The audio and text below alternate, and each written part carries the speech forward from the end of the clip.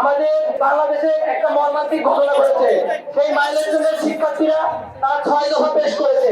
আমরা সেই 6 দফার সাথে একত্রতা সহ আমাদের যে এইচএসসি 25 ব্যাচের যে শিক্ষার্থীরা রয়েছে সেই পদ্ধতি সহ তাদের যে 6 দফা সেটি সহ এবং অবিলম্বে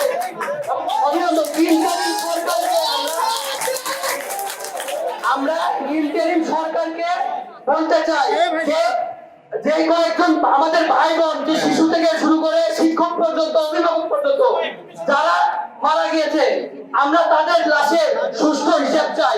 এটি ইন্টারিম সরকার করতে হবে। আপনি আমাদের জেলার অভিভাবক, আমরা আপনার কাছে দাবি নিয়ে এসেছি, আপনি অবশ্যই আমাদের দাবি মানবেন, এটি আমাদের প্রত্যাশা। গতকালকে যে মর্মান্তিক দুর্ঘটনাটা ঘটেছে এটি আসলে আমরা অত্যন্ত মর্মাহত, যেগুলো ভাষা নেই এগুলো প্রকাশ করার।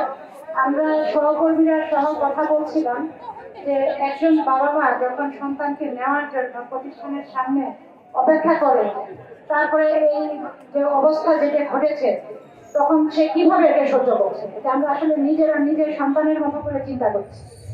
এটা অবশ্যই নিন্দনীয় এবং এটি কিভাবে আসলে এখান থেকে বের হওয়া যায় সেই বিষয়টা সরকার পরিকল্পনা করছে। আর তোমাদের যে দাবিগুলা এগুলো আমার এখান থেকে কোনোটারই সলিউশন করার মতো না। এই দাবিগুলো আমি সরকারের কাছে পেশ করবো, এখান থেকে জানিয়ে দিতে পারবো ইনশাআল্লাহ আমরা দাবি করতে। বাছাই করা আলু আর স্পাইসি সিজনিং এ প্রাণ পোটাটা চিপস নাকি বিস্কিট খেয়ে বুঝে নাও। যে দাবি দেওয়াগুলো আছে একটা লিখিত আকারে দিলে আমি অ্যাজ ইট ইজ পৌঁছে দেবো।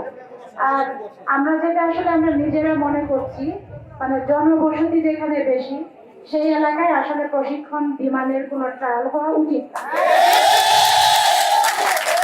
ইতিপূর্বে আমরা বহুবার দেখেছি যে প্রশিক্ষণ বিমান বিধ্বস্ত হয়েছে, তখন কিন্তু এইভাবে প্রাণহানির ঘটনা ঘটেনি।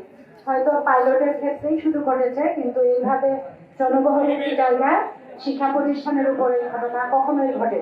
সুতরাং এই জায়গাটা আসলে হওয়া উচিত যে প্রশিক্ষণ বিমান কখনোই লোকালয়ের উপর দিয়ে সেখানে ট্রায়াল হবে না। সেটা আমার মনে হয় তোমাদের সবার দাবি দেওয়া হওয়া উচিত।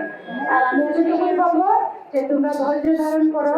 যে সকল বাচ্চারা হচ্ছে জীবন অলরেডি যারা মৃত্যুর সাথে পাঞ্জা লড়তেছে, যারা হসপিটালে এখনো ভর্তি, তাদের প্রপার চিকিৎসাটা আমরা চাই। এখানে যাতে সঠিকভাবে চিকিৎসা হয়